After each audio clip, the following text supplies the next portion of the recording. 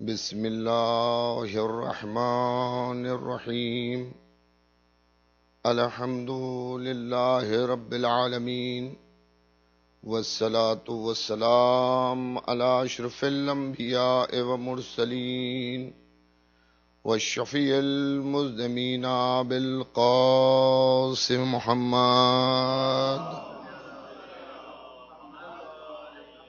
وأهل بيته الطيبين الطاهرين المعصومين المظلومين من يومنا هذا إلى قيام يوم الدين أما بعد فقد قال الله سبحانه تبارك وتعالى وقول الحق بسم الله الرحمن الرحيم قل إن كنتم تحبون الله فاتبعوني يحببكم الله ويغفر لكم ذنوبكم والله غفور رحيم صلوات بھیجیے گا محمد وآل محمد۔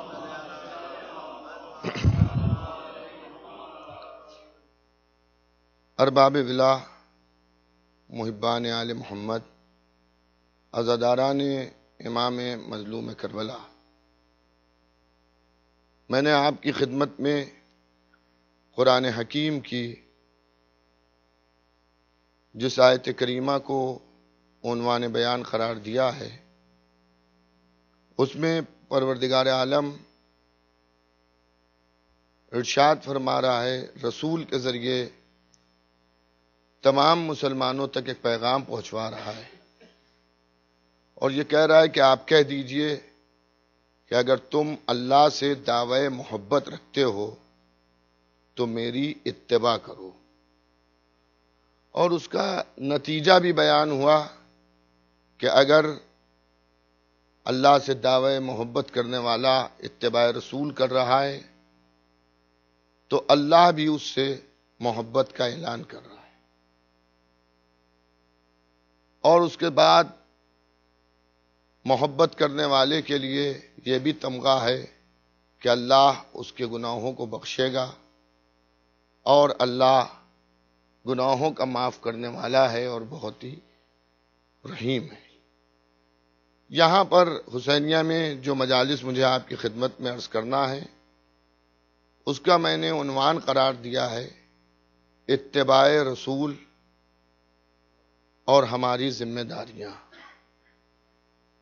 کیونکہ یہ دن جو چل رہے ہیں جسے ہم ایام عزا کہتے ہیں، ایام غم کہتے ہیں، اکثر ایک سوال اٹھتا ہے کہ اس میں جو کچھ ہم کرتے ہیں یہ کتنا مطابق قرآن ہے اور کتنا مطابق عمل حضور ختمی مرتبت محمد مصطفیٰ صلی اللہ علیہ وآلہ وسلم۔ تو دو جملوں میں پہلے تو میں یہ عرض کر دوں کہ ہم عزاداری کے نام پر پوری دنیا میں جو کچھ کرتے ہیں وہ سب کچھ مطابق حکم قرآن ہے اور مطابق سیرت پیغمبر اسلام ہے۔ لیکن اگر کسی کو شک و شبہ ہے تو اس کے ازالے کے لیے تاریخ میں بہت سی گنجائش ہے اور بہت سے واقعات ہیں جسے پیش کیا جا سکتا ہے، لیکن یہ بھی آپ غور رکھیں کہ ضروری نہیں ہے کہ سوال کرنے والے کے صحیح جواب سے بھی وہ مطمئن ہو جائے۔ ہاں، یہ بھی کوئی ضروری نہیں ہے کہ جو سوال کیا جائے اور جو ذہن میں سوال ابھر رہا ہو یا جو معاشرے میں چیز گشت کر رہی ہو اس کا جواب دیا جائے اور اس کے بعد بھی آدمی مطمئن ہو جائے۔ اس لیے کہ دنیا میں سب سے زیادہ سب سے بڑا سمجھانے والا جو ہے وہ حضور ختمی مرتبت محمد مصطفیٰ صلی اللہ علیہ وآلہ۔ نبی کریم سے زیادہ تو کوئی نہیں سمجھا سکتا، بڑے سے بڑا کوئی عالم ہو، عالم دورہ ہو، مجتہد ہو، معصومین کی فہرست میں جو نام ہے ان میں بھی سر فہرست حضور ختمی مرتبت کا نام ہے، لیکن ایسی منزلیں بھی آئیں کہ جہاں پر نبی سمجھا رہے ہوں، سمجھانے والے کی سمجھنے والے کی سمجھ میں نہیں آیا ہے۔ تو ایسے لوگوں کے لیے قرآن نے کہہ دیا کہ اب ان کو سمجھانے کی ضرورت بھی نہیں ہے، ان کے قلوب پر مہر لگ چکی ہے۔ ایک اور صلوات بھیجیے گا محمد و آل محمد پر۔ اور میں اپنے معزز مجمع کی جناب میں یا جو لوگ بھی میری تقریر کو کہیں پر بھی بذریعہ انٹرنیٹ سن رہے ہیں ان کی خدمت میں بھی عرض کر دوں کہ جو باتیں میں عرض کروں گا اس سے مراد یہ نہ لیجئے گا کہ ہمارے سننے والوں میں ایسے افراد ہیں کہ جن کے لیے میں بات عرض کر رہا ہوں۔ کبھی کبھی ایسا ہوتا ہے کہ اگر کوئی بیماری چل رہی ہوتی ہے تو اس کے لیے احتیاط ضروری ہوتی ہے۔ مجھے یہاں کا علم نہیں، ہمارے ہندوستان میں، انڈیا میں پلس پولیو کے ڈراپ پلائے جاتے ہیں، تو وہ کبھی بھی صحت مند کے علاوہ کنہیں بچوں کو نہیں پلائے جاتے ہیں۔ جو مرض میں مبتلا ہوتے ہیں انہیں نہیں پلائے جاتے ہیں۔ تو میں نے ایک بار ایک صاحب سے پوچھا، مرد مومنی تھے، وہ بھی اس کام میں مصروف تھے، میں نے کہا بھئی یہ بتائیے بیماروں کو بھی پلاتے ہیں؟ کیا بیماروں کو کیا پلائیں، وہ تو بیمار ہو ہی چکے ہیں۔ تو میں نے کہا جو صحت مند ہے ان کو پلانے کی کیا ضرورت ہے؟ کیا اس لیے پلایا جاتا ہے کہ وہ اس بیماری کا شکار نہ ہو جائیں۔ تو یہ چیزیں جو پڑھی جاتی ہیں اس سے مراد یہ نہیں ہے کہ جو لوگ بیٹھے ہیں وہ بیمار ہیں، ان کا عقیدہ بیمار ہے، ان کو سنایا اس لیے جاتا ہے کہ وہ کہیں بیمار نہ ہو جائیں۔ ایک صلوات اور بھیجیے گا محمد و آل محمد پر۔ اور بہرحال محبان آل محمد کا مجمع ہے اور شیعان حیدر کرار سے میں مخاطب ہوں، اور اللہ کا شکر ہے اور خدا نے چاہا کوئی بھی ایسا نہیں ہوگا کہ جو یہ سوچے کہ میرے لیے کہا گیا یا میرے اوپر کہا گیا یا مجھے اس میں نشانہ بنایا گیا۔ لیکن ایک سوال جو اٹھتا ہے اتباع رسول اور کس طرح سے ہم مجالس کو ارینج کریں اور کس طرح سے ہم عزاداری کریں، تو پہلی بات تو آپ یہ سمجھ لیجئے کہ عزاداری جو ہے، غم جو ہے، اس کا بیس ہے محبت۔ اور محبت کے لیے آپ اگر مجھ سے یہ پوچھیں کہ صاحب یہ محبت کیسے کی جائے، تو میں سمجھتا ہوں کہ دنیا کے تمام مدارس میں آپ کو اصول پڑھایا جائے گا، فقہ پڑھائی جائے گی، نحو پڑھائی جائے گی، صرف پڑھائی جائے گی، عربی ادب پڑھایا جائے گا، تاریخ پڑھائی جائے گی، تفسیر پڑھائی جائے گی، حدیث پڑھائی جائے گی، مگر یہ نہیں پڑھایا جائے گا کہ محبت کیسے کی جائے۔ کیونکہ قدرت اپنے بندوں کو، بلکہ میں یوں کہوں کہ جب اپنی مخلوق کو پیدا کرتی ہے تو وہ محبت کا عنصر اس میں داخل کر دیتی ہے۔ محبت پڑھائی نہیں جاتی ہے، بلکہ محبت خود انسان پڑھ کے آتا ہے، اور تاریخ میں اس کے آپ کو بہت سے ثبوت ملیں گے اور مشاہدات ملیں گے کہ محبت جو ہے وہ پڑھائی نہیں جاتی۔ اب یہ ہے کہ انسان اس محبت میں اپنے دل میں کتنا نکھار پیدا کرتا ہے، اور دنیا میں محبتوں کی بڑی قسمیں ہیں۔ کبھی انسان دنیا سے محبت کر لیتا ہے، کبھی انسان جو ہے وہ اللہ اور دین سے محبت کرتا ہے، لیکن محبت ایک ایسی چیز ہے کہ جس کا اثر ضرور ہوتا ہے۔ محبت کا اثر ضرور ہوتا ہے۔ اگر دنیا والی محبت بھی انسان کرے تو اس کے بھی اثرات سامنے آتے ہیں، اور اگر اللہ سے محبت کرے تو اس کے بھی اثرات سامنے آتے ہیں۔ میں آپ کی خدمت میں دو جملوں میں، میرا موضوع یہ نہیں ہے، میں تمہید کے لیے اپنے بھائیوں کو سمجھانے کے لیے عرض کرنا چاہتا ہوں کہ محبت کا اثر، چاہے دنیاوی محبت ہو اور چاہے خدائی محبت ہو، اثر ہوتا ہے۔ اور آپ دیکھیں اس دنیا میں دونوں محبتوں نے گھر بنوائے۔ دنیا کی محبت نے بھی گھر بنوایا اور دین کی محبت نے بھی گھر بنوایا۔ دنیا کی محبت نے جب گھر بنوایا تو تاج محل بن گیا، اور اللہ کی محبت نے جب گھر بنوایا تو خانہ کعبہ بن گیا۔ لیکن دونوں میں فرق ہے۔ جو دنیا کی محبت میں بنا تھا، آج معمولی انسان بھی جوتے پہن کر چلا جاتا ہے، لیکن جو اللہ کی محبت میں گھر بنا تھا، آج بھی ساری دنیا میں ادھر سر جھکتا ہے۔ ایک اور صلوات بھیجیے گا محمد و آل محمد پر۔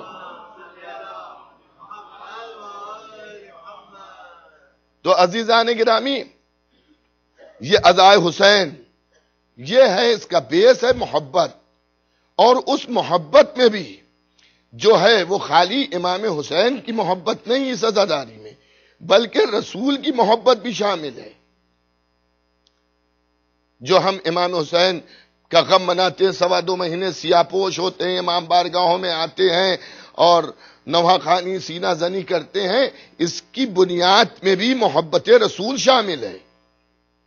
میں چیلنج کرتا ہوں پوری دنیا میں کہ عزیزان گرامی، ہمارے ہاں مجالس کے جو پروگرام ہوتے ہیں تو سال بھر مجالس ہوتی ہیں، لیکن بالخصوص جو ایام غم میں ہوتی ہیں، ایام عزا میں ہوتی ہیں، اس میں آپ نے یہ ضرور سنا ہوگا کہ نواسۂ رسول کا ماتم، جبکہ ہمیشہ رشتے ددیال سے جڑتے ہیں۔ حضرت ابو طالب علیہ السلام کی شخصیت بھی اتنی بلند ہے کہ ان سے اگر رشتہ جوڑا جائے کہ امام حسین حضرت ابو طالب کے پوتے ہیں، تب بھی کسی کو خجالت یا شرمندگی نہیں ہوگی، بلکہ وہ فخر سے کہے گا کہ ہم اس کا ماتم کرتے ہیں جو حضرت ابو طالب کا پوتا ہے۔ لیکن کہیں آپ نے یہ نہیں سنا ہوگا کہ ابو طالب کے پوتے کا ماتم، نواسۂ رسول کا ماتم، یعنی ہم عزاداری بھی محبت رسول میں کرتے ہیں۔ ہمارا بیس جو ہے وہ محبت رسول ہے، اور ہم مسلمان ہیں۔ یہ میرا سفید امامہ اس بات کا اعلان کر رہا ہے کہ میں سید نہیں ہوں، میں غیر سید ہوں۔ میں نے اسلام جو لیا ہے وہ سیرت پیغمبر سے لیا ہے۔ یہ نہ سمجھیے گا کہ میں نیا مسلمان ہوں، میرے باپ دادا پردادا سبھی مسلمان تھے، لیکن ایک منزل تو کہیں پر ایسی آئی ہوگی کہ جہاں پر ہمارے اجداد نے سیرت پیغمبر کو جب پڑھا ہوگا اور اتباع پیغمبر جب کیا ہوگا تب وہ مسلمان کہلائے ہوں گے۔ میں سادات کی بات نہیں کرتا، میں آل رسول کی بات نہیں کرتا، ان کا مرتبہ بہت زیادہ ہے ہم سے، ان کی رگوں میں رسول اور آل رسول کا خون دوڑ رہا ہے، میں ان کی بات نہیں کرتا، لیکن ہم نے تو تاریخ کے روشن دان سے جھانک کر جب اتباع پیغمبر کی تب ہم مسلمان بنے۔ ہم مسلمان اس وقت بنے جب ہم نے اتباع پیغمبر اسلام کی۔ تو اتباع پیغمبر اسلام میں ہم نے نماز پڑھی، روزہ رکھا، زکوٰۃ دی، حج بیت اللہ کیا، اللہ کے کلام کو کلام سمجھا، اللہ کے گھر کو گھر سمجھا۔ ہمیں تو کچھ معلوم ہی نہ تھا سوائے اس کے کہ محمد اللہ کے رسول ہیں۔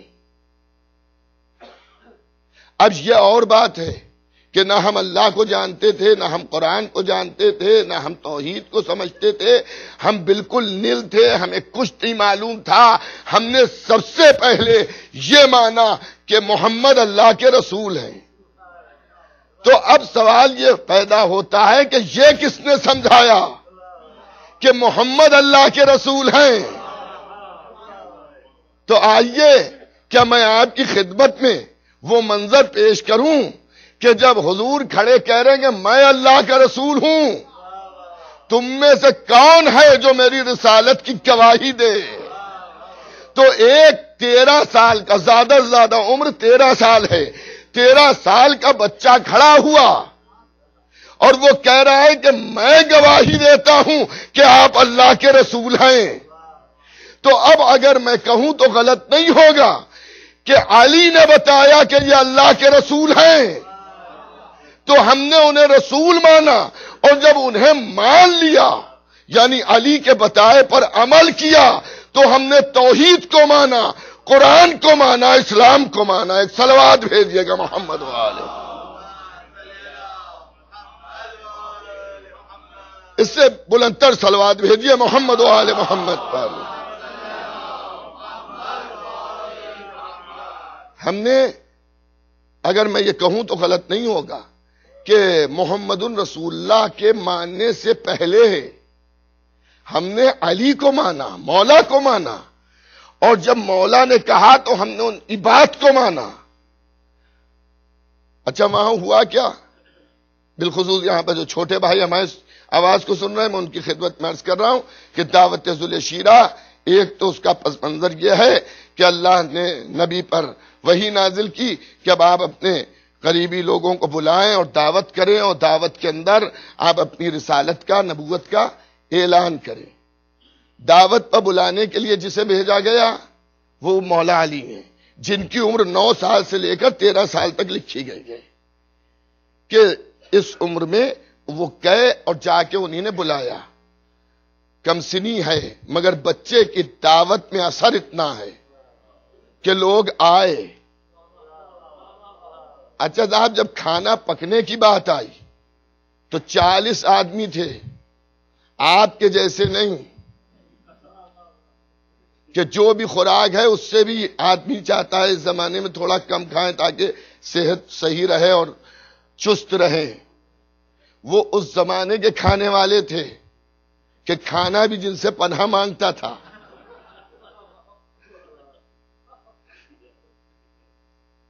مطلب نیت سیر نہیں ہوتی تھی۔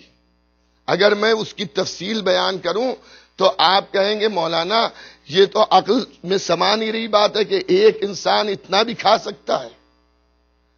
ایسے ایسے لوگ بھی اس زمانے میں تھے کہ جن کے جنازوں کی شناخت ان کے لباس پر کھانے کے جو نشانات سے اس سے ہوئی کہ یہ فلاں صاحب کی میت ہو سکتی ہے۔ تو ایسے کھانے والے آج بھی اگر 40 آدمیوں کو آپ بلائیں کھانے کے لیے تو گھر میں خواتین آسانی سے اکیلے نہیں پکا پائیں گی، مدد چاہیں گی دوسری عورتوں کی یا اور لوگوں کی۔ اور وہاں حضور ختمی مرتبت فرما رہے کہ یا علی تم ہی کو کھانا پکانا ہے۔ اور مولا کی عمر جو ہے 9 سال سے لے کر 13 سال، چلیے 13 سال مان لیجئے، 13 سال کا بچہ 40 آدمیوں کا کھانا پکائے گا۔ میں کہوں گا یا رسول اللہ ازواج میں کسی سے کہہ دیتے، عورتوں میں کسی کو بلا لیتے، کسی سے فرما دیتے کہ آپ کھانا پکا دیجئے۔ نبی کریم جواب دیں گے کہ دیکھو آج میری اعلان نبوت کا دن ہے، آج میں نبی بن نہیں رہا ہوں، میرا علم نبوت مجھے بتا رہا ہے کہ اس کھانے کو معجزہ بننا ہے، تو ہاتھ بھی اس کا لگے جو خود معجز نما ہو۔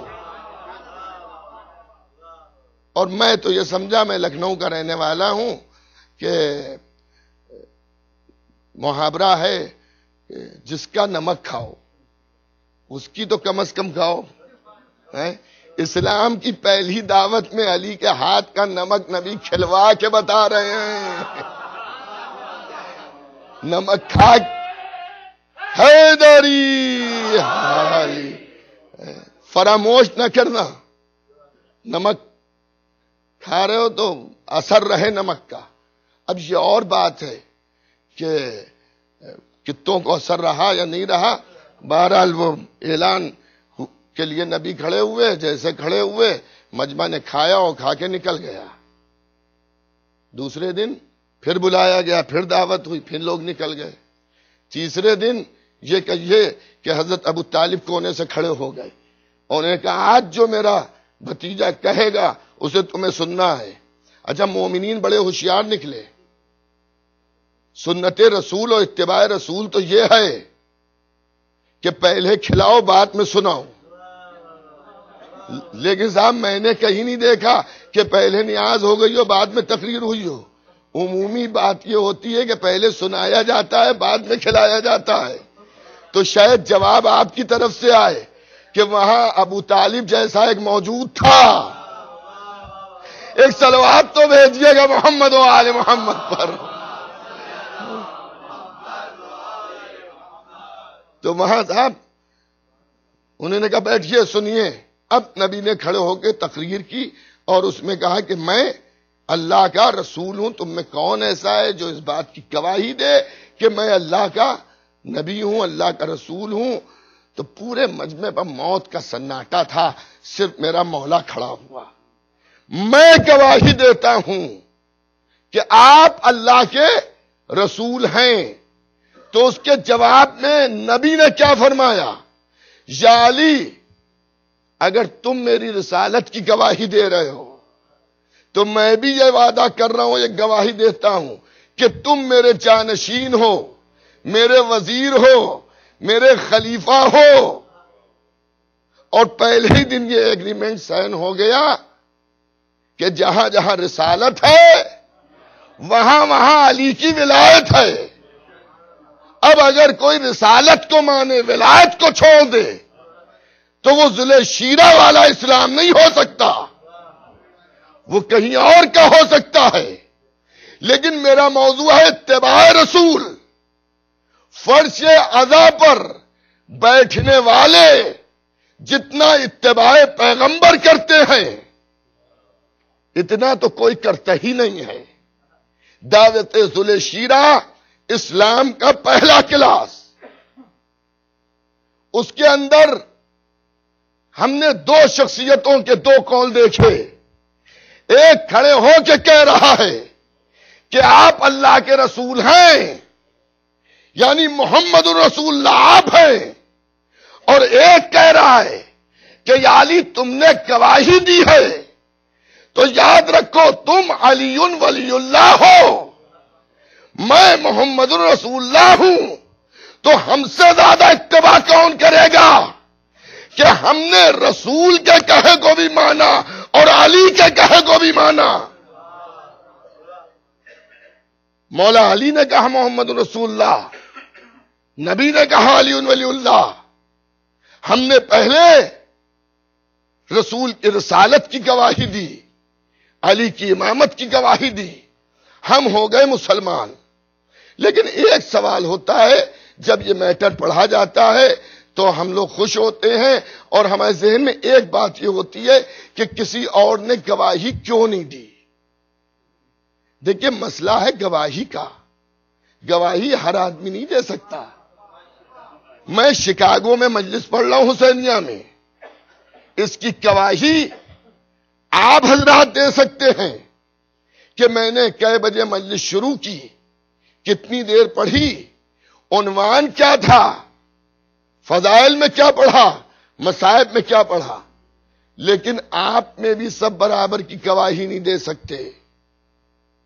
کچھ وہ ہیں جو سود و سلام سے بیٹھے تھے، کچھ وہ ہیں جو میرے ممبر پر آنے کے بعد تشریف لائے، کچھ وہ ہیں جو 10 منٹ بعد میرے آئے، کچھ ایسے ہیں جو آدھی مجلس میں آئیں گے، کچھ ایسے ہیں جو ختم مجلس پر آئیں گے. توجہ ہے یا نہیں ہے؟ تو آپ میں بھی سب برابر نہیں ہیں. گواہی کا حق اسے ہے جو پہلے سے ہو بات تک رہے. آپ انسانوں کی بات کرتے ہیں، ان 40 کافروں کی بات کرتے ہیں. میں کہتا ہوں کہ اگر بس میں نبوت سجی ہوتی اور آدم سے لے کر حضرت عیسیٰ تک کے نبی بیٹھے ہوتے تب بھی منظر یہی ہوتا، سب خاموش رہتے، علی ہی بولتے. بھئی ایک صلوات تو بھیج دیجئے محمد و آل محمد پر.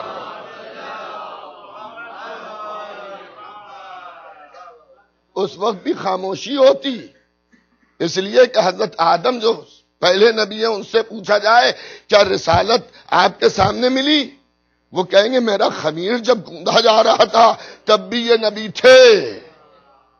حضرت نوح آپ فرمائیں، ابراہیم آپ فرمائیں، موسیٰ عیسیٰ آپ فرمائیں، اور جو انبیاء ہیں ان سے سوال تو ایک ہی جواب آئے گا کہ ہم سے پہلے یہ نبی تھے. تو جب پہلے نبی تھے تو یہ گواہی کیا دیں گے؟ گواہی تو وہ دے گا کہ جس کے سامنے تاج نبوت پہنایا جا رہا ہو. اس وقت بس دو ہی چیزیں تھیں، یا تو وہ تھا جو دے رہا تھا نبوت، یا وہ تھا جسے مل رہی تھی نبوت، یا وہ تھا جو دیکھ رہا تھا. ایک اور صلوات بھیجیے گا محمد و آل محمد پر. اور اس کے سوا تو وہاں پہ کوئی نہیں تھا. اور یہی وجہ ہے کہ جب نبوت کی اور رسالت کی گواہی کی بات آئی تو علی بولے، اور جب علی کی ولایت کی بات آئی تو نبی بولے. دعوت ذل شیرہ میں امامت بول رہی ہے، غدیر کے منبر سے نبوت بول رہی ہے، یہاں امامت گواہی دے رہی ہے، وہاں نبوت گواہی دے رہی ہے۔ تو عزیزان گرامی، برادران ایمانی، محبان آل محمد، بنیاد اسلام میں جو پہلی اینٹ ہے دین کی، آج دنیا سمجھے اس میں کون ہے؟ اس میں نبوت ہے اور امامت ہے۔ آج ہم پر یہ الزام ہوتا ہے کہ ہم مجالس میں، ہم سے مراد ہم نہیں، وہ افراد جو ذکر فضائل آل محمد پڑھتے ہیں کہ صاحب یہ غلو کر دیتے ہیں، یہ نبی سے بڑھا دیتے ہیں، یہ تقریریں کر کے لوگوں کے ذہن میں یہ پیدا کرتے ہیں کہ کچھ نہیں بس علی خدا ہیں۔ نعوذ باللہ، کیسی باتیں آپ کر رہے ہیں؟ ہمارے ہاں ہمیں جو پڑھایا گیا ہے تو ہمیں اتنا شعور دیا گیا ہے کہ اللہ کون ہے، نبی کون ہے، امام کون ہے۔ ہم اوندھے خلط ملط نہیں کرتے ہیں۔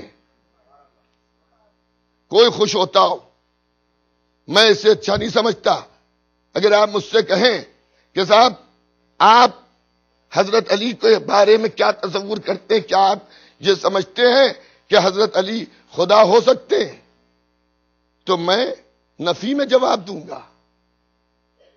حضرت علی کو خدا ماننا حضرت علی کے مرتبے کو بڑھانا نہیں ہے۔ توجہ کیجئے گا، میں ایک مثال دوں، بات واضح ہو جائے گی۔ خدا نہ کرے میں نہیں آتا یہاں اور مجلس کا وقت ہوتا، اگر کوئی کونا مشق خطیب آ کے تقریر کر دیتا تو کسی کو کوئی تعجب نہیں تھا۔ ایک خطیب گیا، نہیں آ سکا، دوسرے خطیب نے تقریر کر دی۔ لیکن اگر آپ میں سے کوئی آ کے تقریر کرتا اور اتنی جامع تقریر کرتا کہ آپ کہتے مجھے کمی ہی نہیں محسوس ہوئی، تو یہ قابل تعریف ہے نا۔ تو اگر ہم مولا علی کو خدا سمجھ کر ان کے فضائل پڑھیں تو قابل تعریف کیا ہے کہ مردے کو زندہ کیا، سورج کو پلٹایا، سنگریزوں سے باتیں کی، مردوں کو زندہ کیا۔ خدا خدا ہو کر مردے اٹھائے تو تعجب کی بات نہیں ہے۔ زمانہ کوئی ایسا بندہ تو دکھائے جو بندہ ہو ٹھوکر مارے مردہ زندہ ہو جائے۔ ایک اور صلوات بھیجیے گا محمد و آل محمد پر۔ تو یہ بہتان ہے، یہ الزام ہے۔ مولا علی کو کوئی بھی شیعہ نشری خدا نہیں مانتا ہے، سب مانتے ہیں مولا کو وہ اللہ کے عبد تھے، رسول کے جانشین تھے، امام اول تھے، لیکن ہمارے جیسے نہیں تھے، ہمارے جیسے نہیں تھے۔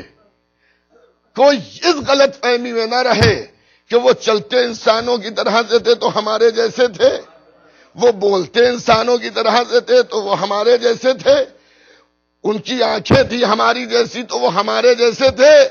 ہم میں اور ان میں زمین آسمان کا فرق ہے۔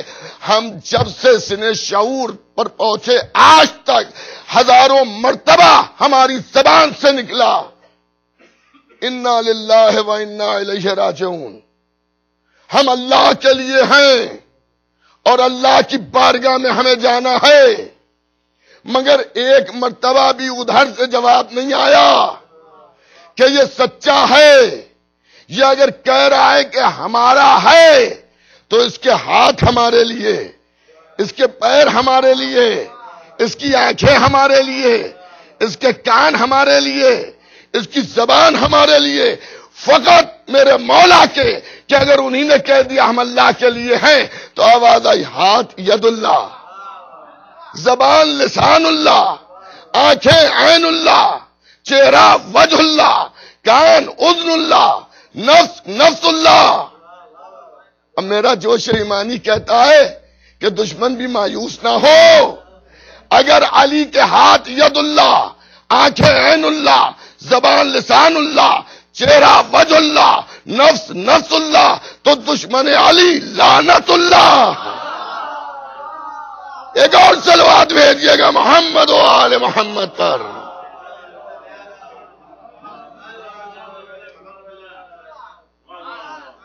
تو وہ ہمارے جیسے، کوئی یہ نہ سمجھے، یہ بھی ایک وبا ہے کہ اسلام دین مساوات ہے، اسلام میں سب برابر ہیں، دور اول کے سب ایک جیسے تھے۔ آپ تفرقہ نہ کریں کہ فضیلت میں کوئی اوپر ہے کوئی نیچے ہے، کوئی بلند ہے کوئی پست ہے۔ ارے قرآن نے سب نبیوں کو برابر نہیں کہا ہے، بعض کو بعض پر فضیلت دی ہے، تو دور اول کے مسلمان سب کیسے برابر؟ سب برابر، سب برابر نہیں ہو سکتے۔ اور اگر سب برابر تھے تو نبی سے پوچھئے کہ آپ کا عمل مسلمانوں کے لیے نمونہ عمل ہے، آپ ہی کے عمل کو دیکھ کر لوگ عمل کریں گے، مسلمان ہوں گے۔ جب غدیر میں منبر بنوایا تھا تو یا تو کسی کو نہ لے جاتے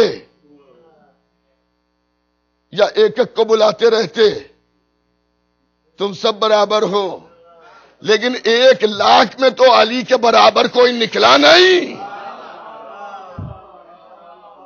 جس کے لیے کہا جاتا ہے مسلمانوں کی کریم تھی وہ صحابی۔ بقول شخصے کے جتنے تھے سب 3 اسٹار تھے، مسلمان بھی تھے، حاجی بھی تھے، صحابی بھی تھے، ان میں سے تو کوئی علی کے برابر نکلا نہیں۔ دین اسلام مساوات ہے، اور اس میں مساوات کا درس دیا گیا ہے، یہ سمجھایا جاتا ہے۔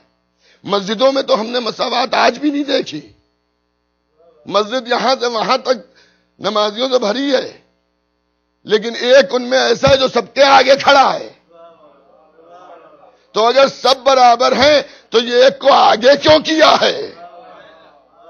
کہ وہ ہم سے بہتر ہے اس لیے آگے کیا ہے، وہ امام جماعت ہے۔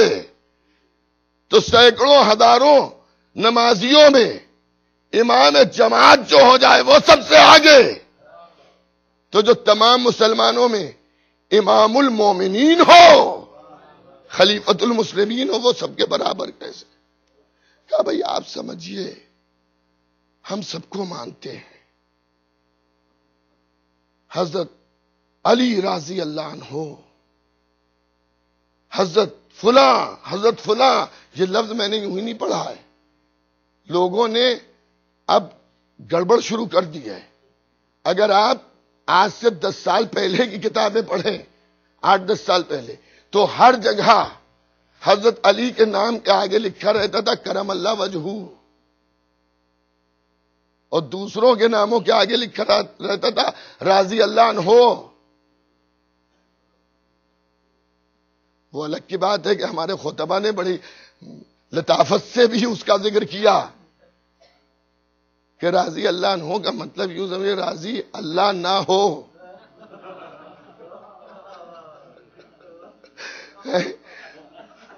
ایک زبان کا معاملہ ہے، راضی اللہ نہ ہو، اور حضرت علی کے لیے ہمیشہ لکھا گیا کرم اللہ وجہہ۔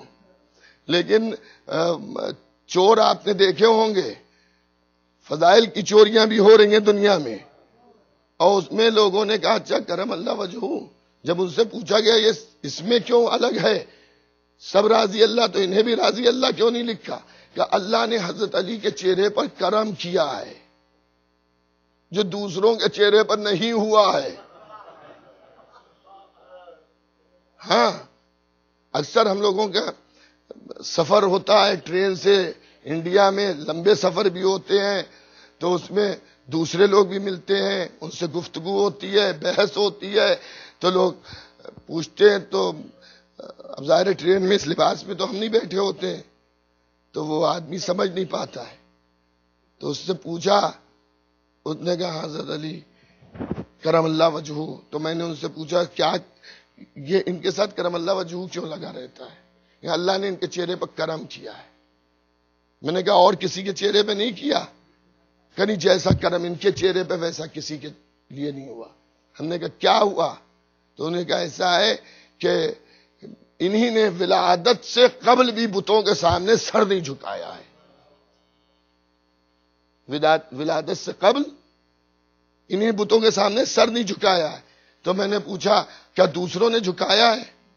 کہ واہ صاحب واہ، رسول نے جب کلمہ پڑھایا تو کوئی مسلمان تھوڑی تھا، سب بت پرستی تھے.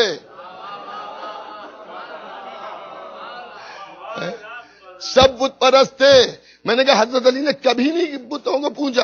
کہا نہیں، کبھی نہیں پوجا، کبھی نہیں پوجا. تو ہم نے کہا ولادت کے بعد کیا ہوا؟ کہ حضرت علی کرم اللہ وجہہ کے لیے ملتا ہے کہ پیدا ہوتے ہی سجدہ کیا. میں نے کہا اچھا پھر کیا ہوا؟ کہ ایسا 3 برس کی عمر میں رسول کے پیچھے انہی نے نماز پڑھی. میں نے کہا میں تو سنتا ہوں، میں نے یہ نہیں ظاہر کیا کہ میں شیعہ ہوں. میں نے کہا میں تو سنتا ہوں کہ ابو طالب نے کلمہ نہیں پڑھا تھا. کہاں انہوں نے تو نہیں پڑھا تھا، مگر علی جاتے تھے. میں نے کہا چلیے 22 سال 20 سال 25 سال کے لڑکے کو روکا نہیں جا سکتا ہے، لیکن 3 سال کے بچے کو باپ نے روکا کیوں نہیں؟ ایک صلوات بھیجیے گا محمد و آل محمد پر.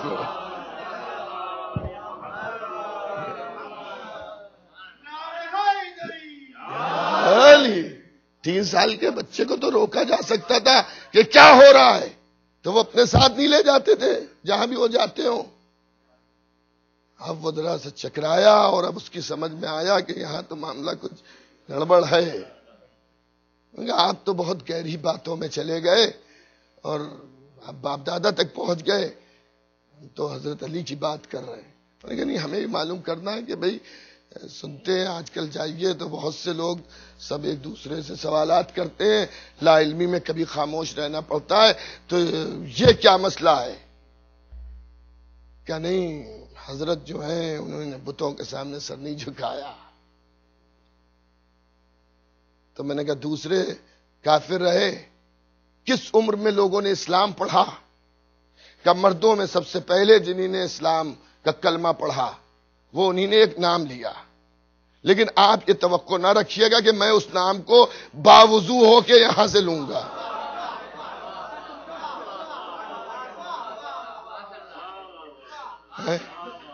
میں وہ نام آپ کی خدمت میں حالت وضو میں مقدس جگہ پہ بیٹھ کے نہیں لوں گا. ہاں، ہر نام کی ایک مناسبت ہوتی ہے کہاں لیا جائے نام، سمجھ گئے آپ؟ تو وہ نام میں یہاں پر مناسب نہیں سمجھتا، لیکن اس نام کو میں بھی جانتا ہوں اور آپ بھی جانتے ہیں وہ نام کون سا ہے. تو انہی نے کہا کہ وہ صاحب 40 سال کی عمر تھی.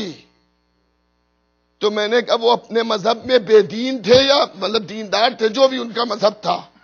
کہ لیجیے صاحب وہ دین میں پکے تھے اپنے، اور 40 سال تک انہی نے بت پوجے اور اتنے مضبوط تھے. میرے والد ایک جملہ مولانا مرزا محمد عالم صاحب قبلہ جو بزرگ ہیں انہوں نے سنا ہوگا، انہوں نے کراچی پاکستان لاہور میں بھی کافی مجالس پڑھی، پھر حیدرآباد وغیرہ ہندوستان میں تو پڑھتے ہی تھے. وہ ایک بات فرماتے تھے، میں انہی کے سال ثواب کے لیے ان کا وہ جملہ عرض کیے دیتا ہوں کہ اہل بیت کی فضیلت وہ حق ہے جو سر پہ چڑھ کے بولتا ہے. سمجھ گیا؟ سر پہ چڑھ کے بولتا ہے. تو وہاں معاملہ یہ ہوا، میں نے بالکل نہیں ظاہر کیا میں کون ہوں.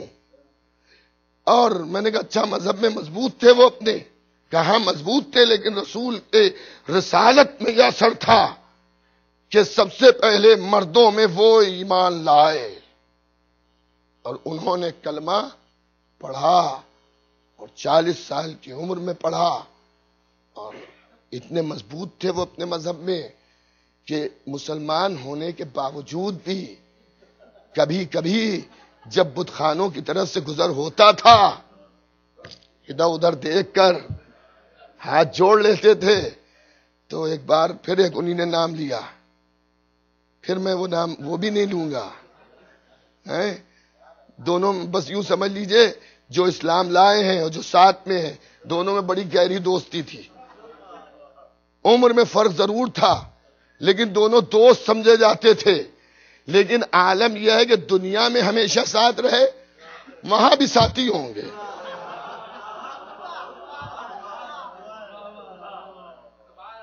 تو نے کہا ایک بار انہیں نے ٹوکا بھی کونی ماری، اب تم اسلام لے آئے ہو، اب کیوں سر جھکا رہے ہو؟ تو انہیں نے کہا بھائی باپ دادا کے زمانے سے تعلقات ہیں، اتنے جلدی تعلقات تھوڑی بلائے جاتے ہیں. میں نے کہا اچھا تو بہت بڑا فرق ہے. یہ تو ایک طرف وہ جو پیدائش سے پہلے بھی بت پرستی نہ کرے اور ایک وہ جو کلمہ پڑھنے کے بعد بھی نرم گوشہ رکھے. تو میں نے کہا اس کا مطلب سب برابر نہیں ہے، اور حضرت علی جو ہیں وہ ان سے افضل ہیں. کم سنی میں کلمہ انہی نے پڑھا، 13 سال کی عمر میں، انہی نے 40 سال کی عمر میں پڑھا. انہی نے پیدائش سے قبل بھی بت پرستی نہیں کی، انہی نے کلمہ پڑھنے کے بعد بھی کی. کہ دیکھیے دور اول کے سب برابر ہیں، دور اول کے معاملات میں جھگڑا نہیں کرنا چاہیے، سب برابر ہیں. تو میں نے کہا جب سب برابر ہیں اور جھگڑا نہیں کرنا چاہیے تو دنیا میں جو شیعہ سنی فسادات ہوتے ہیں اس کے بارے میں بھی آپ لوگ تقریر کیجئے. جب سب برابر ہیں تو جو شیعہ علی کو بلا فضل مان رہے ہیں انہی نے کون سا جرم کیا ہے؟ سب برابر ہیں بھئی، آپ انہیں مان رہے ہیں وہ انہیں مان رہے ہیں، اس میں جھگڑے کی بات کیا؟ کہ نہیں صاحب ایسا ہے دور اول کے مسلمانوں نے جسے مانا اس حساب سے ماننا ہے. میں نے کہا کہ خلیفہ رسول کا کون ہوگا؟ جو رسول کا جیسا ہو اور جسے سب مانے. کہیں گے ہاں صاحب جسے سب مانے. یہی تو ہم بھی کہتے ہیں دور اول میں سب نے ان کو مانا اس لیے ہم بھی مانتے. اگر سب حضرت علی کو مان لیتے تو ہم بھی مانتے. تو ہم نے ان سے پوچھا یہ بتائیے کہ ایک جواب آپ دیجئے کہ رسول کی وفات کے بعد امت کو اختیار ہے یا رسول بنا کے گئے تھے؟ کہ نبی نے امت کے حوالے کر دیا تھا. تو امت کے حوالے کیا تھا تو امت نے ایسے کو بنایا کہ جسے سب مانے. کہ تقریباً سبھی نے مانا تھا. بس عزیزان گرامی توجہ کیجئے گا، صادق آل محمد فرماتے جب میرا حق کوئی بولتا ہے تو اس کے ذہن میں اور اس کے دہن میں میری زبان آ جاتی ہے. میری زبان سے مراد یہ نہیں ہے کہ چمڑے کی زبان بدل جائے، بولتا وہ اپنی زبان سے ہے، مطالب میں دیتا ہوں. تو ادھر ادھر کی گفتگو ہونے لگی. پھر میں نے ان سے پوچھا کہ حضور سرور کائنات جو نبی تھے مبعوث ہوئے وہ خالی انسانوں کے لیے ہوئے تھے یا اللہ کی تمام مخلوقات کے لیے؟ میں نے کہا واہ صاحب واہ، آپ کا یہ سن آ گیا، آپ کو اسلامی معلومات کم ہے. میں نے کہا ہوتی تو آپ سے کیوں پوچھتے؟ نہیں ہے مجھے. کہیں گے کہ اللہ نے ہمارے نبی کو شرف دیا کہ وہ انسانوں کے ساتھ ساتھ تمام مخلوقات کے نبی تھے، عالمین پر رحمت للعالمین بن کے آئے تھے. اور وہ جانوروں کے لیے بھی نبی تھے، انسانوں کے لیے بھی نبی تھے، پہاڑوں کے لیے بھی نبی تھے، سمندروں کے لیے بھی نبی تھے، درختوں کے لیے بھی نبی تھے، اور جنوں کے لیے بھی نبی تھے. اور پھر انہی نے واقعات سنائے اپنے استدلال میں کہ پہاڑوں کے یہ واقعات ہیں اور درختوں کے یہ واقعات ہیں اور سمندروں کے یہ واقعات ہیں اور جناتوں کے واقعات ہیں. تو میں نے ان سے پھر سوال کیا تو اس کا مطلب یہ ہے کہ نبی جس کے نبی تھے تو جانشین بھی ایسا ہو کہ جو ان سب کے اوپر خلافت کرے. میں نے کہا نبی انسانوں کے لیے بھی نبی تھے، جناتوں کے لیے بھی نبی تھے. کیا بعد وفات نبی کوئی واقعہ ایسا بھی ملتا ہے کہ کسی جانشین کے ہاتھوں پر کسی جن نے آ کے کلمہ پڑھا ہو؟ اب نہ پوچھئے کیا عالم تھا، پسینے آ گئے. کہا نہیں ایسا تو نہیں ہے. میں نے کہا اب مجھ سے سن لیجئے، مجھے سب کا تو نہیں معلوم، لیکن حضرت علی کے لیے ملتا ہے کہ بعد وفات پیغمبر اسلام جنوں کا ہجوم ہوا بزم علی میں، اور انہوں نے سب نے آ کے تجدید بیعت کی، اور پھر مسجد کوفہ کے وہ واقعات جو تمام مخلوقات کے سامنے ہوئے کہ جن آئے اور آنے کے بعد حضرت سے اپنے دینی مسائل دریافت کیے، کہا یہ تو ہے، تو میں نے کہا جسے انسان بھی مانے اور جن بھی مانے اسے مانیے، اسے خالی نہ مانیے جنہیں مٹھی بھر لوگوں نے مانا ہو اور بعد میں زبردستی منوانے کی کوشش کی ہو۔ تو ہم نے اتباع پیغمبر میں اہل بیت کو مانا، جیسا کہ میں نے ابتدائی کلام میں عرض کیا کہ ہم نے تو کچھ دیکھا ہی نہیں تھا، ہم نے اتباع پیغمبر میں سب کچھ کیا۔ ہم نے نہ حضرت آدم کو دیکھا، نہ حضرت نوح کو دیکھا، نہ حضرت ابراہیم کو دیکھا، نہ حضرت موسیٰ کو دیکھا، نہ حضرت عیسیٰ کو دیکھا، نہ داؤد، یحییٰ، زکریا، کسی کو نہیں دیکھا، مگر سب کو ہم مانتے ہیں۔ کیوں مانتے ہیں؟ اس کیوں کا میرے پاس یہی جواب ہے کہ ہم نے محمد رسول اللہ کو مانا۔ جب انہیں مانا تو بغیر دیکھے سب کو مانا۔ آدم کو بغیر دیکھے مانا نبی کے کہنے سے، نوح کو بغیر دیکھے مانا نبی کے کہنے سے، ابراہیم کو بغیر دیکھے مانا نبی کے کہنے سے، موسیٰ، عیسیٰ، داؤد، یحییٰ، زکریا، ان سب کو مانا بغیر دیکھے نبی کے کہنے سے۔ تو عالم اسلام حق کی بات کرے، سوچے، غور کرے کہ جب بغیر دیکھے نبی محمد کے کہنے سے 1,23,999 کو مانا، تو جسے غدیر میں دکھایا ہو، زبان سے بتایا ہو، اسے کیسے نہ مانے؟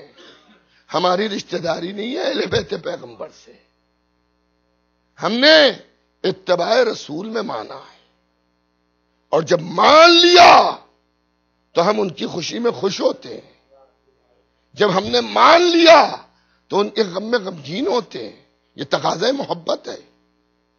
جب ہم نے ان کو مان لیا تو ان کے دوستوں سے ہمیں محبت ہے، جب ہم نے ان کو مان لیا تو ان کے دشمنوں سے اظہار بیزاری ہے۔ یہ بھی ایک بڑا نازک معاملہ ہے، اس میں کبھی ہمارے ہاں خانہ جنگی بھی ہوتی ہے۔ ہاں، ایک طبقہ اہل بیت کے معاملات میں اتنا نرم ہو جاتا ہے کہ جدھر لوگ چاہتے ہیں گھما کے لے جاتے ہیں، لیکن اہل بیت کے معاملے میں نرم ہوتا ہے، اپنے ذاتی معاملات میں نرم نہیں ہوتا ہے۔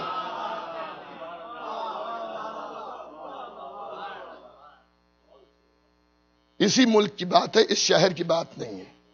میں مجلس پڑھ کے ایک عزا خانے کی زیارت کے لیے جا رہا تھا، دیکھا باہر کافی مجمع لگا ہے، ایک مولانا بیچارے گھرے ہوئے ہیں اور بحث ہو رہی ہے کچھ۔ میں بھی کھڑا ہوا، جب میں وہاں پہ کھڑا ہوا تو مجھے محسوس ہوا کہ کچھ اس پر گفتگو ہو رہی ہے کہ دشمنان آل محمد کو برا کہنا چاہیے نہیں کہنا چاہیے۔ سب سے بڑا میرے لیے اگر آپ مجھ سے پوچھئے، تمہیں مطلب ہر آدمی کا جو اپنا کام ہوتا ہے اس میں کچھ خوبیاں ہوتی ہیں، کچھ ایسے پہلو ہوتے ہیں کہ جو اس کے لیے مشکل ہوتے ہیں ہر آدمی کے ساتھ۔ تو اگر آپ مجھ سے پوچھئے کہ تم مولوی ہو، تم مجلسیں پڑھتے ہو، اس میں تمہارے لیے سب سے مشکل کام کیا ہے؟ تو میں ایک بات کہا کرتا ہوں، سب سے مشکل میرے لیے کام یہ کہ ہر قسم کے انسان کو ڈیل کرنا، میرے لیے سب سے مشکل کام یہ ہے۔ کیونکہ کبھی کبھی ایسا ہوتا ہے کہ سامنے سے جو سوال آتا ہے اس کا دل زبان سے دینے کو جواب دل ہی نہیں چاہتا ہے، سمجھ گئے آپ؟ لیکن ہمارا لباس جو ہے، ہماری ذمہ داریاں جو ہیں، وہ یہ کہتی نہیں زبان ہی سے جواب دو۔ تو ایک دشوار کام ہوتا ہے وہ کہ دل کچھ کہہ رہا ہے، زبان کچھ کہہ رہی ہے۔ ہے، لیکن بہرحال کرنا پڑتا ہے، صحیح کا ہے وہ، میں اس کو برا نہیں کہتا۔ تو صاحب وہاں جھگڑا ہو رہا ہے، اور ایک صاحب آمادہ ہے اس بات پہ کہ دشمنان آل محمد کے متائن جو ہے وہ نہیں بیان ہونا چاہیے، اور بڑے ریفائنڈ ہو کے کہہ رہے آپ نجاست میں ڈھیلا ماریے گا، چھیٹ اڑے گی، کیا ضرورت ہے اس میں مارنے کی ڈھیلا؟ تو میرا بیچ نہیں تھا، میں نے کہا یہ تو قرآن سے پوچھئے کہ اس نے جو ہے شیطان کا اور شداد کا اور نمرود کا اس سب کا تذکرہ کیوں کیا؟ بس اچھی اچھی باتیں کرتا، بروں کا ذکر ہی نہ کرتا۔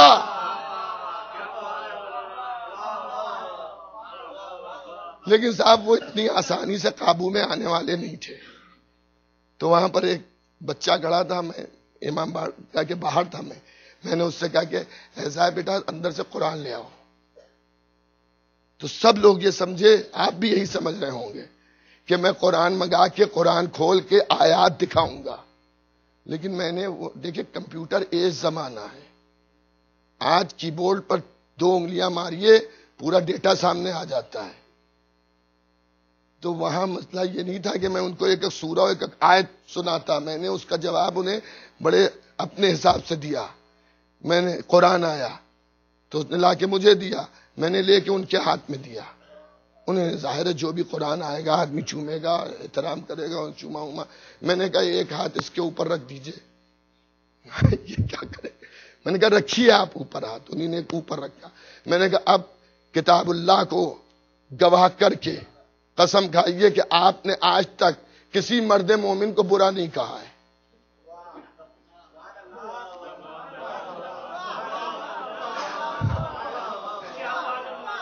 وہ گھبرا گئے، انہیں کیسی باتیں کر رہے ہیں، سینکڑوں مرتبہ برا کہا ہے۔ اب آدمی قرآن لے کے تو جھوٹ نہیں بول پائے گا۔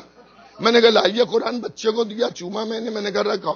میں نے کہا خدا کے لیے عقل سے بات کیجئے، ایک مومن کو برا کہے تو جھگڑا نہیں ہے، ایک مومن منافق کو برا کہے تو لڑ رہے ہیں آپ۔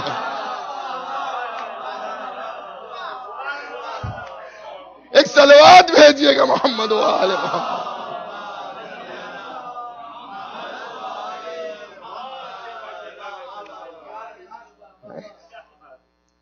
خیر وہاں پہ فوراً صلوات لگی، اور اللہ نے خیر ان کی سمجھ میں بات آئی۔ میں نے کہا اس پہ جھگڑا کرنے کی کوئی بات نہیں، سمجھنے کی بات ہے، اور میں اس کے فیور میں نہیں ہوں کہ دشمنان آل محمد کو برائی ان کی جو ہو رہی ہے، جو ان پر لعنت ہو رہی ہے، اس سے بچانے کے چکر میں خود لعنت کھا جائے آدمی۔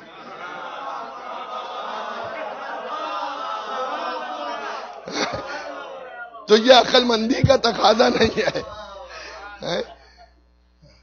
اس میں کون سی مصیبت آئی ہے کہ جو مومنین جو ہیں آپس میں لڑ رہے ہیں؟ صاحب کہنا چاہیے نہیں کہنا چاہیے؟ ارے جو کرتا ہے اس کو کہا جاتا ہے۔ اور میں اس مجلس میں اپنی طرف سے ایک تبرک آپ کو دے رہا ہوں، اور تبرک میں یہ نہیں دیکھا جاتا ہے کہ وہ کتنا پیسے کا اور کیسا ہے، تبرک ہوتا ہے، سمجھ گئے آپ؟ اب وہ اس میں کتوں کو اچھا لگتا ہے، مثلا کھانے کا تبرک بڑھ رہا ہے۔ اب جو حلق تک سیر آیا ہے تو کھانے کا ملے گا تو وہ سوچے گا کہ اگر چائے مل جاتی اس وقت تو زیادہ اچھا تھا مثلا، لیکن جو بھوکا بیٹھا ہوا ہے وہ تو شکر کرے گا نا کہ کھانا ملا ہے۔ تو ہو سکتا ہے میرا تبرک کسی کو بہت اچھا لگے، اور کوئی یہ کہے کہ بھائی اس طرح کا تو سب سن ہی چکے ہیں، کچھ اور یہ سناتے کچھ اور دیتے تبرک، لیکن میری طرف سے یہ نکتہ تبرک ہے آپ کے لیے۔ جہاں تک متائن دشمنان آل محمد ہیں، جسے ہماری زبانوں میں تبرہ بھی کہا جاتا ہے، اس کا انکار مت کیجیے کبھی۔ انکار کرنا آپ کو دائرہ ایمان سے باہر بھی کھڑا کر سکتا ہے۔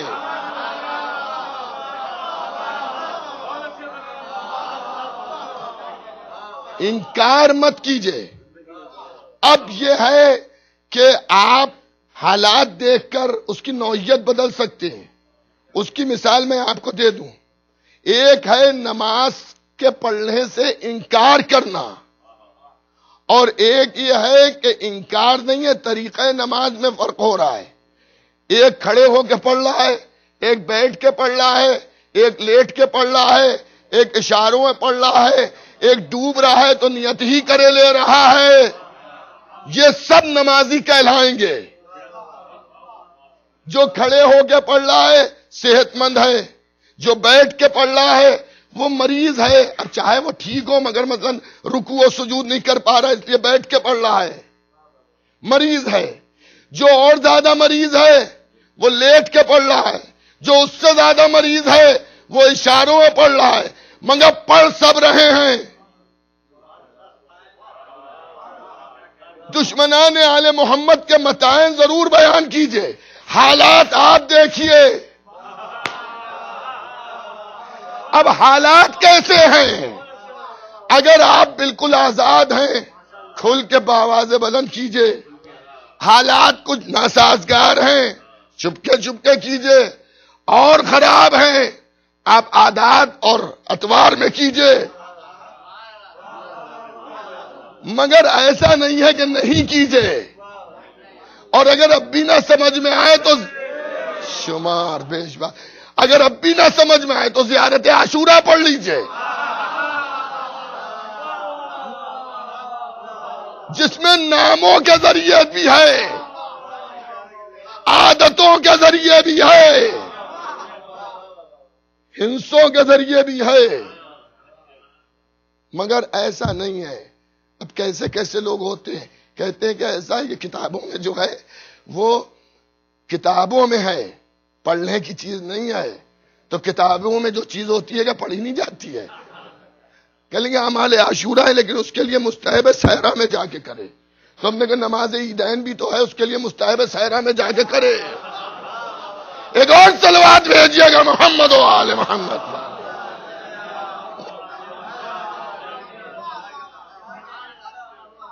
تو اس کے لیے بھی تو ہے، مستحبات میں پابند رہنا، صحرا میں جا کے کیجئے نماز۔ اعمال کتنے لوگ کرتے ہیں، کتوں نے کیا، اور اجتماعی طور پر ایک بار ہمارے امام کرنا بھی چاہ رہے تھے تو انہیں کرنے نہ دیا۔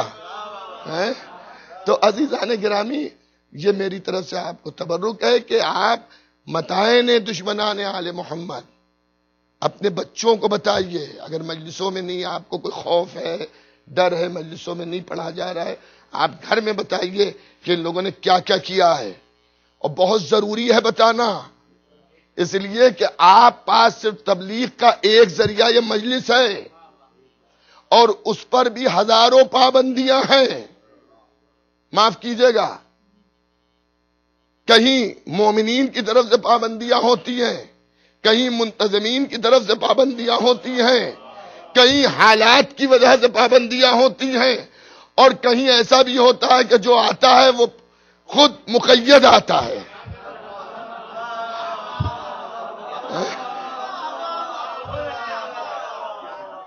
تو آپ جو ہیں وہ آپ خود اس کام کو بھی انجام دیجئے۔ آپ اپنے گھروں میں بتائیے بچوں کو کہ یہ کیسے تھے، اور ان کی نفرت دیکھیے، اسلام میں برے کی طرف سے نفرت پیدا کرنے کا طرز دیا گیا ہے۔ اگر آپ برے کو اچھا سمجھنے لگیں گے تو بھی اچھائی کہاں سمجھ میں آئے گی؟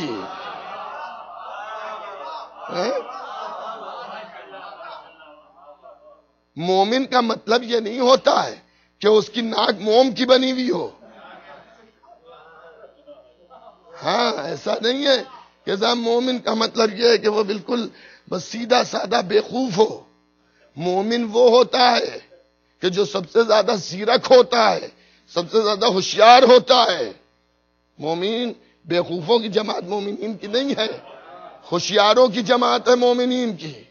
ارے اس سے بڑھ کے مومن کی ہوشیاری کیا ہوگی کہ اس نے دنیا کو ٹھکرایا اور امیر المومنین کے ہاتھوں پر بیعت کر لی۔ اس سے بڑھ کے ہوشیاری کون سی ہوگی کہ آپ نے مولا علی کو مانا، اور ان کے بعد ان کے سلسلے جو امامت تھا اس کے اوپر آپ گامزن رہے۔ عزیزان گرامی، بس اب زیادہ دیر مجھے نہیں عرض کرنا، اس لیے کہ مصائب بھی ہیں، باقی باتیں کل ہوں گی۔ آج کی مجلس میں جو آپ نے سماعت فرمایا اس سے آپ کو ایک احساس ہو گیا ہوگا، اگر نہیں ہوا ہے تو میں آپ کو احساس دلا دوں کہ یہ ہیڈ لائنز تھیں، انہی سرخیوں پر آنے والی مجالس ہوں گی. اور آپ، میں سمجھتا ہوں اب یہ تو اللہ ہی بہتر جانتا ہے کہ میری تقریر سے کس حد تک آپ مطمئن ہوئے، لیکن میری ایک دعا ہمیشہ رہتی ہے. اب وہ قبول ہو گئی ہے نہیں ہوئی ہے اس کا بھی علم مجھے نہیں رہا، مجھے نہیں ہے. میری دعا یہ رہتی ہے ضرور کہ میری پڑھی ہوئی مجلس، میں زیارتوں پہ گیا یا یوں مجالس میں خاص موقع آتے ہیں جہاں پہ آدمی دعا کرتا ہے، تو ایک دعا میری رہتی ہے کہ مجھے ایسے ذکر کی توفیق دیں اہل بیت کہ جو انہیں پسند آئے، اور ان کے ساتھ ظاہر ہے ان کے جو چاہنے والے ہیں ان کو تو پھر بدرجہ اولا پسند آئے گا. اور میں باخدا اس منبر سے عزا خانے کو گواہ کر کے میں عرض کر رہا ہوں کہ میرا اپنا نظریہ یہ ہے کہ مثلا 10,000 کا مجمع ہو اور سب کو اچھی لگے، اور اگر آل محمد کو اچھی نہیں لگی تو وہ مجلس جو ہے فلاپ ہے، بالکل وہ بیکار ہے، اس میں کوئی فائدہ نہیں. اور اگر مثال کے طور پر میں مثال دے رہا ہوں، سب کو اچھی نہیں لگی لیکن ان کو اچھی لگ گئی تو وہ کامیاب ہے. اور میں نے جب سے مجالس شروع کی مجھے میرے بزرگوں نے یہی تعلیم دی کہ ہمیشہ یہ ذہن میں رکھنا کہ تمہاری کی ہوئی تقریر خالی مجمع تمہاری نہیں سن رہا ہے، بلکہ جن کے لیے تم پڑھ رہے ہو وہ بھی سن رہے ہیں. اور میری یہاں بھی یہی دعا ہے کہ پروردگار مجھے وہ مطالب عطا کرے کہ جو خوشنود یہ جناب صدیقہ طاہرہ بنے. عزیزان گرامی، آپ سب بھی انہی کی محبت میں یہاں آئے. ہم سب کا محور محبت حضور ختمی مرتبت اور آل رسول ہے. ایک اور صلوات بھیج دیجئے محمد.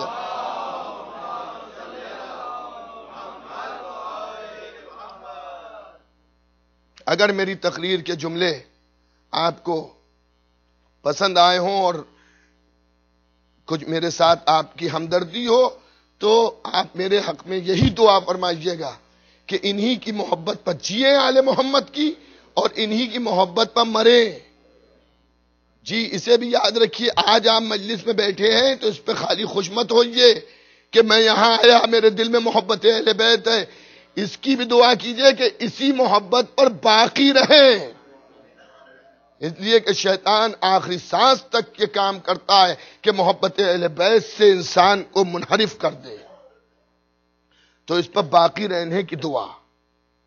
عزیزان گرامی، امام حسین مظلوم تھے، مظلوم ہیں، مظلوم رہیں گے. آج دنیا بھر میں امام حسین کی یاد میں مجالس کا انعقاد ہو رہا ہے، لوگ پرسہ دے رہے ہیں. اور آج یہاں آپ کیا پینہوں میں بعد ختم مجلس شبیہ تابوت جناب سکینہ بنت الحسین کی زیارت بھی ہوگی. کل ہوگی، آج ہوگی، کل ہوگی. اچھا کل زیارت ہوگی. اور آج بعض روایات کی بنیاد پر شب شہادت جناب سکینہ بنت الحسین کے عنوان سے بھی لوگ مجالس کو انعقاد کرتے ہیں اور مجالس میں لوگ پرسہ دیتے ہیں. ارباب ازا، اگر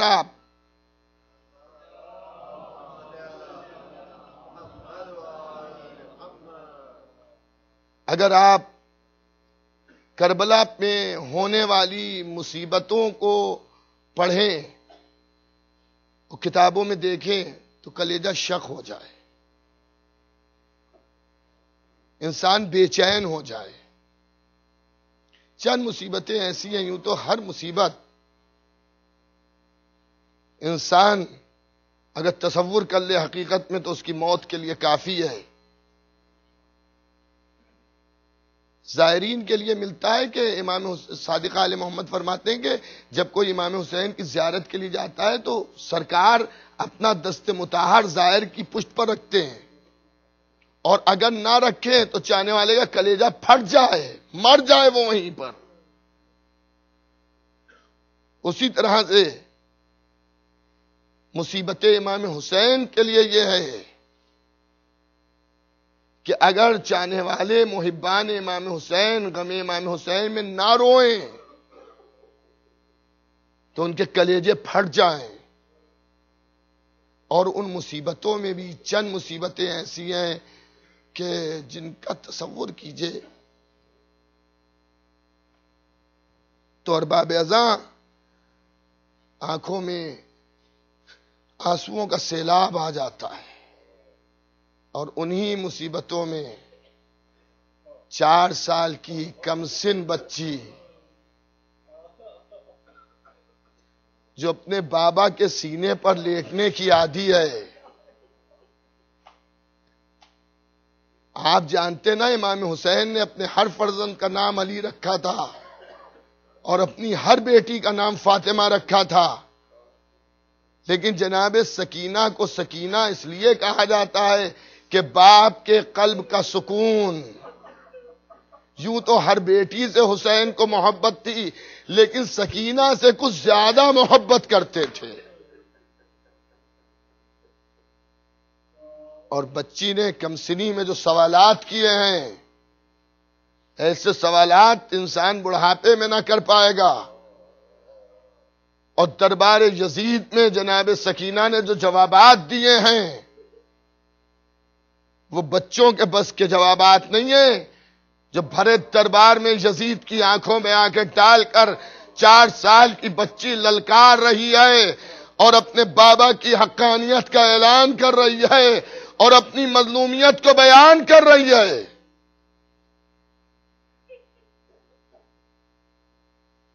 کربلا میں حسین کے تاریخ کربلا میں 2 کمسن بچوں کی شہادت ہے. ایک کربلا میں علی اصغر کی، زندان شام میں سکینہ بنت الحسین کی. حسین کو زمانہ کیا پہچانے گا؟ حسین کے بچوں کو دیکھ لے تو تصور کرے کہ حسین کی بلندی کیا ہے. جو 6 مہینے کا تھا اس نے مسکرا کر پورے لشکر کو رلا دیا اور بتا دیا کہ پہچانو مجھے، میں حسین کا شیرخوار ہوں. جب میرے نزدیک 3 لاکھ کا لشکر کچھ نہیں ہے، میں نے ہنسی اڑا دیا. تو اگر میرا بابا زور امامت سے جنگ لڑنا چاہتا تو ایک انگلی کے اشارے پر زمین کربلا کو صاف کر دیتا. لیکن میرے بابا کی مظلومیت کو پہچانو. اور وہاں زندان شام میں بچی کی آہ فغاں نے ایک انقلاب پیدا کر دیا. عزاداروں، کبھی تصور کیجئے اور کبھی سوچئے. میں ارادہ تو رکھتا تھا کہ اس وقت آپ کی خدمت میں شہادت جناب سکینہ پڑھوں گا، لیکن کیونکہ تابوت بہنوں میں کل برآمد ہوگا تو کل شہادت سن لیجئے گا. آج اس سے قبل کے حالات سن لیجئے. اور میں کوئی گزارش آپ سے نہیں کروں گا کہ آپ کس طرح سے روئیں. بس اتنا خیال رکھیے گا کہ جب مصیبتیں شہداء بیان ہوتی ہے تو سیدہ تشریف لے آتی ہیں. اور کس عالم میں آتی ہوں گی؟ ارے جس کی پسلیاں ظلم نے توڑ دی تھی.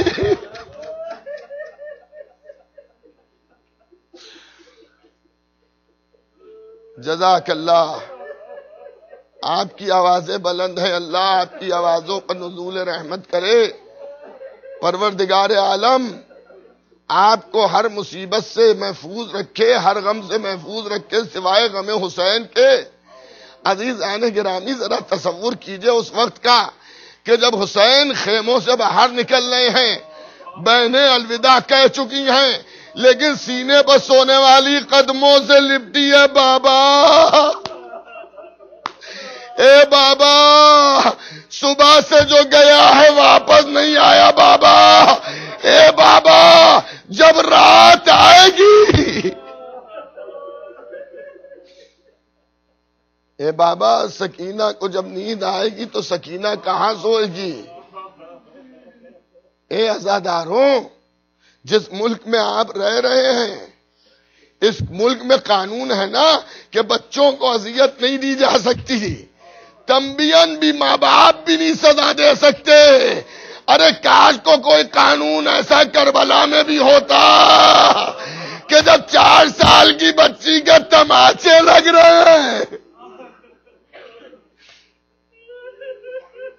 اللہ اکبر، تازیانے لگ رہے ہیں، کوئی مددگار نہیں، بچی فریاد کر رہی ہے۔ اللہ رحمتوں میں اضافہ کرے حضرت مختار کی قبر پر کہ انقلاب مختار نے بہت سی مصیبتوں کو واضح کیا۔ جب دشمنان اور قاتلان امام حسین کو حضرت مختار گرفتار کرتے ہیں اور گرفتار کر کے کہتے ہیں کہ اپنی داستان ظلم سنا، اور وہ جب داستان ظلم سناتا ہے تو دربار مختار میں کوہرام بپا ہو جاتا ہے۔ ایک ظالم گرفتار ہو کے آیا، اور جب آیا تو اس سے پوچھا یہ بتا تو نے کربلا میں کیا کیا تھا؟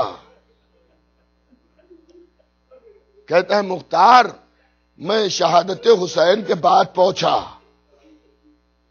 کہ تو شہادت حسین کے بعد پہنچا مگر تو نے کیا ضرور کچھ ہے، تبھی تیرا نام بھی فہرست میں ہے۔ کہ حسین مارے جا چکے تھے۔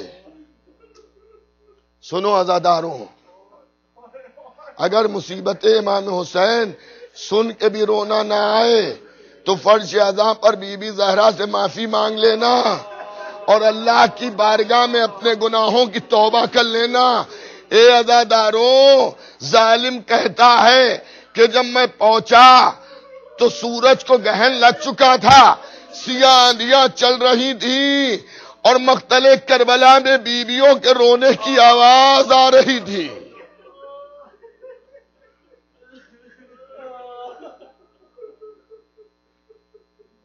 واقعہ کچھ اس طرح سے ہے کہ شام غریبہ کے سناٹے میں جناب زینب کو نشیب کی طرف سے کچھ آواز رونے کی آئی۔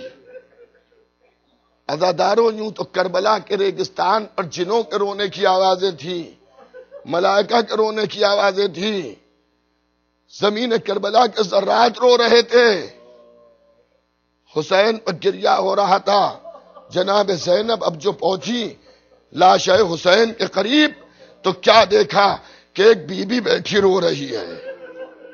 اس بی بی کو دیکھا تو تڑپ کے کہتی ہیں اے بی بی، یہ میرے بھیا حسین کی میت ہے، آپ کس پر رو رہی ہیں؟ تو اس بی بی نے نقاب کو الٹ کے کہا زینب تو نے مجھے پہچانا نہیں۔ زینب میں تیری ماں فاطمہ ہوں، بیٹی دن بھر کی تھکی ہوئی ہے، جا کے آرام کر لے۔ جناب زینب نے اب جو ماں کو دیکھا تو تڑپ کے بین کرنے لگی اور اپنی ماں سے شکوہ کیا، اماں بھیا جب ذبح ہوا تو آپ کہاں تھی؟ تو ایک مرتبہ بی بی زہرا نے فرمایا اے بیٹی میرے زانو پر حسین کا سر تھا۔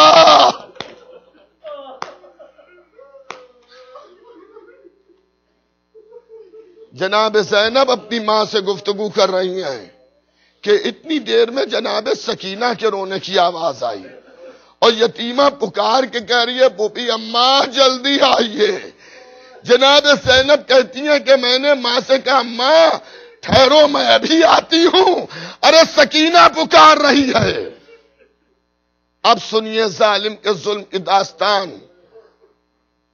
اب جناب زینب آئیں اور آ کے اب جو جناب سکینہ کو دیکھا تو دیکھا اوندھے منہ بچی زمین پر پڑی ہے۔ تصور شرط ہے عزاداروں، بھوکی پیاسی سینے پر سونے والی زمین پر لیٹی ہے۔ جناب زینب نے اندھیری رات میں بچی کو اٹھایا اور جیسے سینے پر سہارا دے کر پشت پر ہاتھ رکھا تو محسوس یہ ہوا کہ بچی کے تازہ خون بہ رہا ہے۔ جناب زینب تڑپ گئی سکینہ یہ خون کیسے بہ رہا ہے؟ اب بچی نے ایک طرف اشارہ کیا، پھوپھی اماں اس ظالم نے ابھی ابھی ارے مجھے نیزے سے اذیت دی ہے. جناب زینب فرماتی ہیں سکینہ اس کا سبب کیا ہے؟ کہ پھوپھی اماں میں پکار رہی تھی بابا، اے میرے بابا. یہ شخص گھوڑے پر سوار ہو کے آیا اور مجھ سے پوچھا اے بچی تیرا باپ کون ہے؟ ارے میں نے کہا میرا بابا حسین. اللہ اکبر. یہ سالم جناب مختار کے دربار میں بیان کر رہا ہے کہ سکینہ نے اپنی پھوپھی سے کہا کہ حسین، کہ جیسے میں نے حسین کا نام لیا، عداوت حسین میں ڈوبا ہوا تھا، میں نے اپنے گھوڑے کے اوپر بیٹھے بیٹھے نیزہ ہاتھ میں لے کر بچی کی پشت پر ایک کچوکا دیا. ارے بچی اوندے منہ زمین پر گر گئی. اللہ اکبر. بچی نے سر کو اٹھایا، پھوپھی سے شکایتیں کر رہی ہے. جناب زینب نے اس ملعون کی طرف دیکھا اور دیکھ کے کہا اے شیخ کیا تو مسلمان ہے؟ اس نے کہا ہاں میں مسلمان ہوں. کیا محمد کا کلمہ پڑھتا ہے؟ کہا ہاں میں ان کا کلمہ پڑھتا ہوں. کیا پھر یہ بتا حضور نے تو یتیموں پر رحم کرنے کا حکم دیا ہے، ارے تو نے یہ کیا ظلم کیا؟ اب ظالم کہتا ہے دربار مختار میں رقت ہو رہی ہے، لوگ رو رہے ہیں کہ ایک مرتبہ ظالم کہتا ہے میں نے علی کی بیٹی سے کہا بی بی آپ خاموش ہو جائیے ورنہ آپ پر بھی میں ظلم کروں گا. تو جناب زینب نے فرمایا ارے میں نے کیا کہہ دیا؟ میں یہی تو کہہ رہی ہوں یتیموں کے ساتھ اچھا سلوک کرو. ارے ظالم نے تازیانہ لہرایا، علی کی بیٹی کے رخسار پر تازیانہ. ارے زینب نے ہاتھ رکھ دیا، کونیوں سے لہو. شاید یہی وجہ تھی جب نانا کے مزار پر گئی اے نانا تازیانے مارے گئے.